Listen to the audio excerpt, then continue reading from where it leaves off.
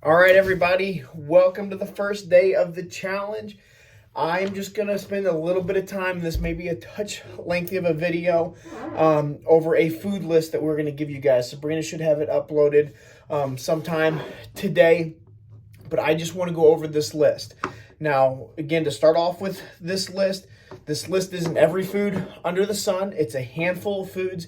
It's a group of foods that I think are very simple to eat. They're very simple to cook. They're easily accessible to get to. And I have them in categories. So when you see this list, or by the time this is printed, I've got a green, yellow, and red.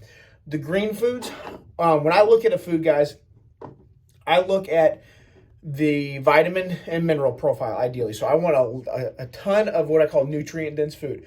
Of that food, how much of it is nutrient dense, and then how easily digested it is, and then how much what we call anti-nutrients are in it. I know I'm going to blow a lot of people's minds here, and again, I have no bias. I want to seek the truth. I want to understand what food does, how it works with different people, and I've been fortunate enough to do a lot of different things myself and do a lot of different things with other individuals, and overall, I think this is what works absolutely best. Nobody's paying me to say this again. I just truly think this is what yields results. This is what keeps things simple, and there's a handful of things that people eat that think they're being healthy that's actually doing more damage than good. So again, just because the food may not be on this list, don't message me, be like, well, what about this food? And what about this food? Eat whatever foods you would like. This is, again, just me going off my personal experience, what is easy, what is simple, and what works very, very well for the majority of people that I've worked with or I've converted over into eating this way, okay? So with that, the idea is green, yellow, and red, okay? And again, there's a ton of foods out there that we know aren't healthy for us. So for instance, I don't have McDonald's in the label here. It should be common sense. So these are just a handful of things that I think people eat on a regular basis that think it's fairly healthy, that I think are not. The yellow are good quality foods. It's just, I think if you can eat 80% of your calories from this green box, you're going to be incredibly healthy. You're going to feel very good, and you're going to have progress. Again, if you still ate probably 50 to 60% of your calories from this yellow box, same thing. Again, my personal goal is to eat about 90% of my calories from this green box, and then the other 10 come from this. Now, again, if you ate 100% from yellow, you're still going to be healthy, and you're gonna feel pretty good. I think this is just ideal.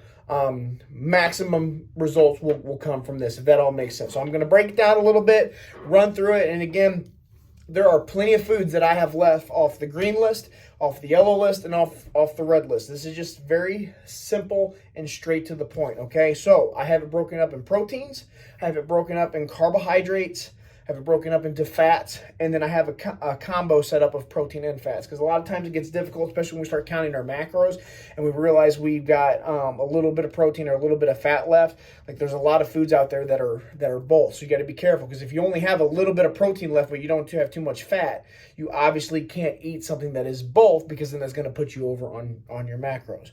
So protein is the main macro of our challenge, guys. We use protein, and we use what's called protein leveraging, which means if we can get satiated and full on our protein, one, we're going to restore our muscle tissue, which keeps our metabolic rate healthier and higher. It's very difficult, technically almost impossible, to turn protein into fat and then store it as fat. We usually do that with fat or carbohydrates. So the idea is we get a good amount of calories from our protein. It's much harder to then have the room in our stomach to go fill up on fats or carbohydrates. So that's the main goal with our protein. And again, it helps us with that repair and keep our metabolism high, and it causes our actual metabolism to burn more, because it takes time and energy to heat up that protein, to break it down, and then for us to use it, okay? So protein, in my green list, I've got beef. Beef is the number one protein. It's the most vitamin and nutrient rich protein there is. You get a ton more vitamins and bioavailable vitamins out of red meat than you do chicken or some fish and other like that. Again, not saying that chicken's bad, not saying that fish is bad. It's just, I think beef is the number one. Now, depending on where the beef comes from makes a big difference. I know a lot of you see the grass-fed stuff like that. That is ideal. grass-fed, grass-finished omega-3s are going to be a completely different profile than a grain-fed cow. So if you have the opportunity to get grass-fed, grass-finished, that's the way you want to go. Same with fruits and vegetables. If you have the opportunity to eat organic, go for it. I think it's still worth eating non-organic foods, but again, ideally organic is the route to go. Again, I'm going top tier, middle, and just work whatever works with you, whatever works with your budget, okay? But any cut of beef is absolutely fantastic. As long as you're not breading it or deep frying it, as long as you're cooking it, searing it, grilling it, baking it, any of those are fantastic. So beef, any cuts of beef are what I'm go to. You just got to be cautious with cuts of beef because they do get fatty. Not that fat is a bad fat, because it does get a bad rep and has gotten a bad rep in the media and with certain doctor teams that get paid to do things, but I'm not going to go down that rabbit hole. But you just got to be cautious with it. You know, a ribeye can get calorically dense compared to a sirloin.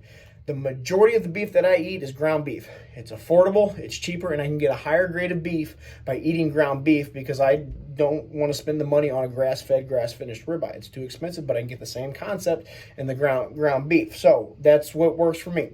Fish is great.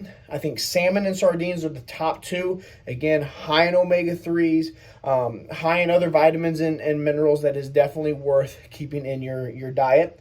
Bone broth is a great go-to, which holds a collagen base into it. You know, you can get it, you can use it as a soup base. You can drink it on its own. It's just a good additional protein source. I will not push supplements. If you eat a piece of beef or a piece of chicken, it is equivalent just as much as taking a whey protein shake, whey isolate protein shake. We don't want the concentrates in there. But again, if it's easy and simple for you and you can get it in, go for it. And then I have bison and venison on top of there. So all the red meats and additional fish and some whey protein supplements are my green category for here. Again, going down the protein list, you can eat beef in the yellow, but that would be traditional beef like you get at Walmart or anywhere else that doesn't say grass-fed, grass-finished. Chicken breast, thighs, pork, ground pork. Again, as long as we're not breading it or deep frying it, it is a good quality protein that holds all those essential amino acids that our body needs. Getting into the fish, fat-free cottage cheese is a leaner, full protein source. Full fat cottage cheese, the 4% or whatever, I just have in the protein and fat category.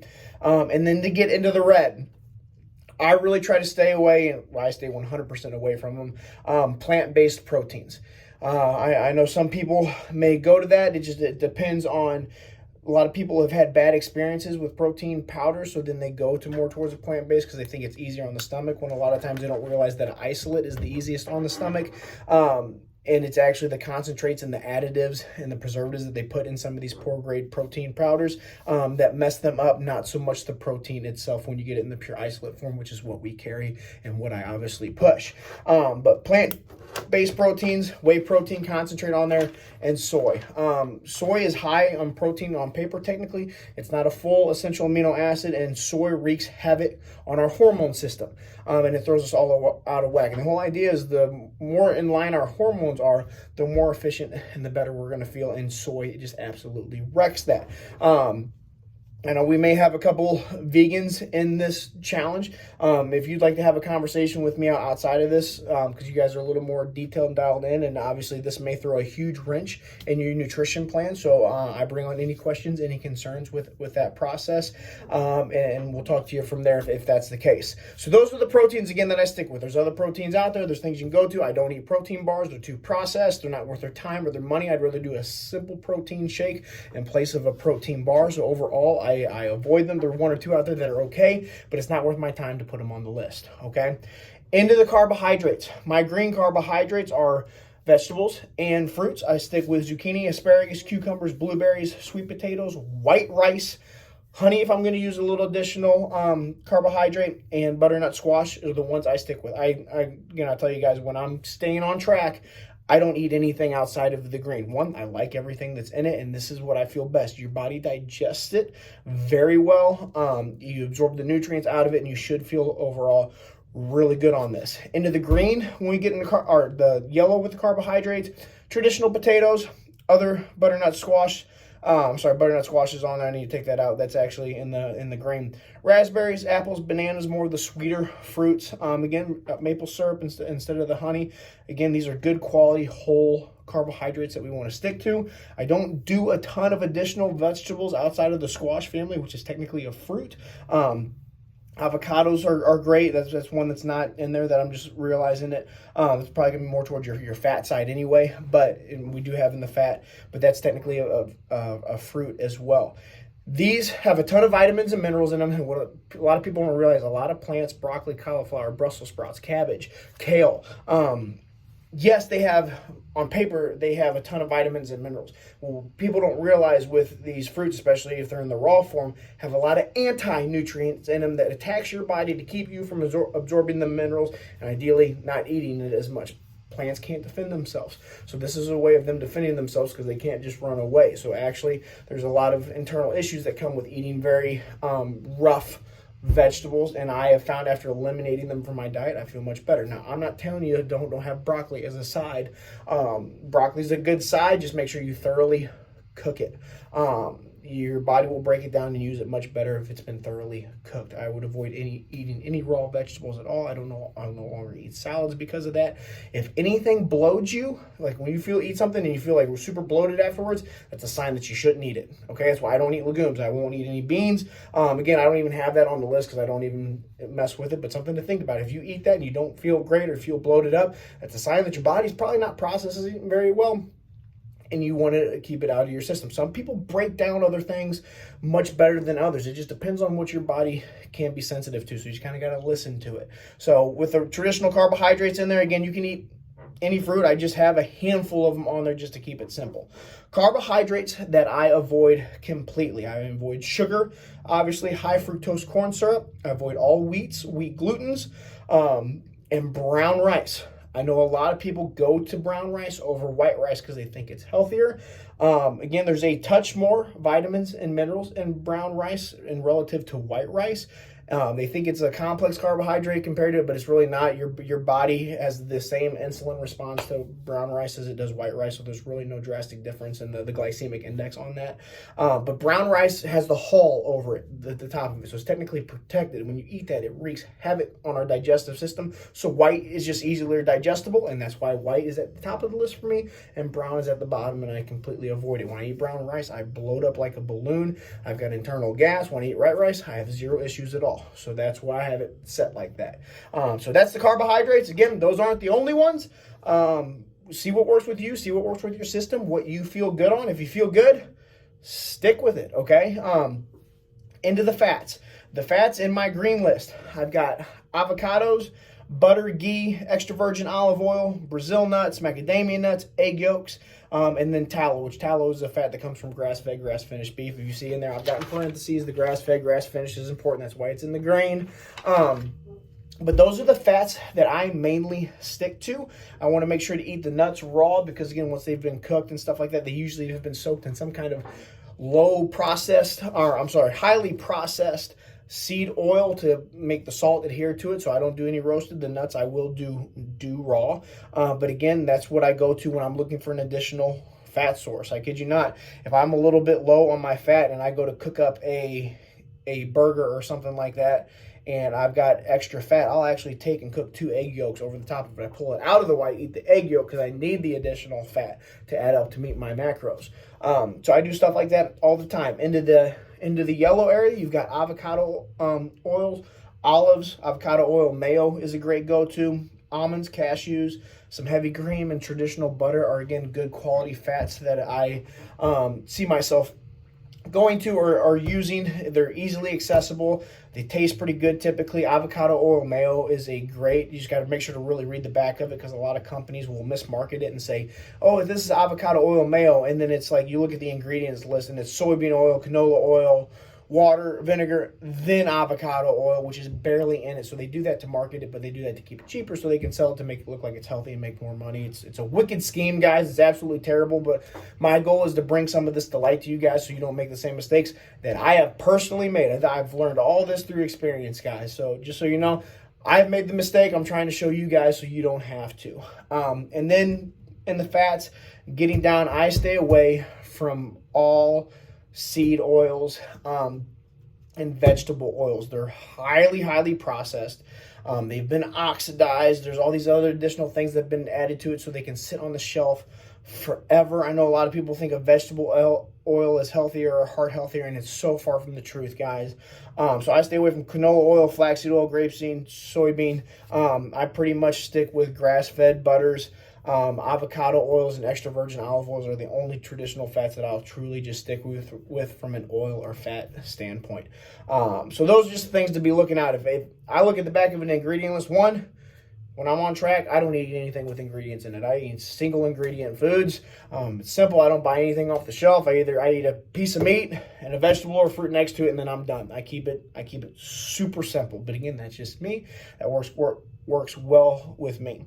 And then into that, you've got the category on. You'll see there's no category in the red because I just avoid it completely. But just an idea, just so you're on the lookout when you see these of what a protein and a fat combo look like. So for instance, your fattier cuts of beef, your ribeyes, sardines, whole fat yogurt, which again is fantastic. You just have to be cautious of it because it's calorically dense. And again, ideally raw or organic if you have the option, which is very limited, but a true traditional whole fat yogurt or Greek yogurt is great. I just get the unflavored ones. I don't get any flavors at all because then there's some kind of additional flavor pumped into it. There's either a sweetener or an artificial sweetener that have been pumped into it, and I try to avoid those completely. My go-to, I take half a cup of plain yogurt, and I take 1 scoop of protein, and I mix it together, and I have a protein-packed, rich, creamy, sweet, because the protein powder has been sweetened with stevia, which is a natural organic sweetener that is used in the protein powders that we have, that makes it nice, easy, and enjoyable. And again, I get an additional amount of like almost 35 grams of protein just by having that half cup and 1 scoop, and I have it after dinner almost every single night. So something to think about. Full eggs are a great combination of proteins and fat. Remember, the yolk's the fat, the white is the egg. And then you get into the yellow, which again, beef is my primary source of protein. Once you get into the yellow, then we're looking at your traditional chicken. So if the thigh, the leg, the darker meat with skin on is going to add some additional fat, so that's why I can consider that a protein and a fat. Then you get into your pork and your bacon and stuff like that, your ground turkey, which is going to hold a little more fat. A lot of people get turkey burgers thinking they're healthier than beef. And there's actually more fat in the turkey burgers than there is in the actual beef. But again, it's a sales gimmick. Turkey's cheap relative to beef, so they make people feel better about it. It's just a lose-lose situation. So just something to look for, to be conscious of, to see where your calories are coming from. Because again, it's a shocker sometimes once we really get down into it. And then lastly, you've got your whole fat yogurt, eggs, cottage cheese. Cheese overall is great. My big thing on cheese is I don't buy shredded cheese, because shredded cheese has been technically thrown in with like a starch, has been mixed into it so that the shredded cheese doesn't cake. So I actually buy blocks at a time, which is half the price. And I got this little like zucchini wheel thing that I stick it in and it shreds it up myself, and I just leave it in a bag. Now again, that's an extra step that I have to take, but I'm saving the amount of carbohydrates that I get, and I'm not getting any byproduct or fillers within my food. But again, I keep it simple. I eat 1 ingredient foods, and I call it a day. So that's an overall outlook of this list, guys. Again, I know this video is long. I'm going to be going on 20 minutes here. I will be completely honest with you. I track my macros. I maintain my macros. I did our previous challenge. I probably should do this one too, just because I like working with our coaches just to see how they work with other people. And sometimes it's nice just having that additional accountability. I can write up all the perfect meal plans I want, but if I don't follow it with it, it's not worth anything. And that's why I like doing this challenge. If I'm going to sell it and preach it, I might as well practice it. So I truly believe in this process. When I track my macros, I know how my weight will work and how I'll fluctuate. When I am in line and I'm feeling good and I'm eating these whole quality foods, I can actually go 2 to 3 weeks. I will not measure one thing as long as I eat from my green list, which I'll do. My weight will not fluctuate and stay at all. I'll drop a pound or two, I'll gain a pound or two, and I'll do that for the entire 3 weeks. I won't gain any weight. I won't necessarily lose a ton of weight because I don't have it super dialed in. Some days I eat more, some days I eat less. It just depends on how my workouts are. But as long as I typically stay within these foods, I will not gain any weight. No matter, I'm talking, I'll eat some big dinners. There'll be times where I add some additional rice and have a massive pile of rice along next to a massive ribeye steak. But as long as overall I stay within these whole foods, it is insanely difficult for me to put on that additional weight. When I start putting on that additional 5, 6, 7 pounds that I'm like, okay, I got to kick it back into gear. It's usually because I'm not eating off. Well, it's 100%. I'm not eating off this list, and I'm starting to get things that are in this red list that are creeping into my diet. So again, it's super simple to eat with. It's not everything. You may not like any of those. You may disagree with me on the order of those. I'd love to have a conversation about why I truly go this route, and it's a little bit backwards of what we've been taught through our nutrition classes and through history. But guys, again, I just want the absolute truth, and I want to see what is healthiest for me and what I'm going to feel the best on. And this is 100% it, and I've seen my clients completely flip around and do 180s doing this as well, and I hope you'll join it yourselves. So again, reach out with any questions, any concerns. Again, this isn't everything, because I know I'm going to get a handful of you guys messaging me like, what about this food? What about this food? What about this? I'm not worried about those foods. These are just ones I want to keep it simple. If food isn't on this list and you want to put it in your macros and you feel fantastic eating it, stick with it and keep doing what you guys are doing, okay? That's it for this one. We'll have videos coming out throughout the rest of this week to keep you guys educated and informed, and hopefully feeling good and being strong. All right.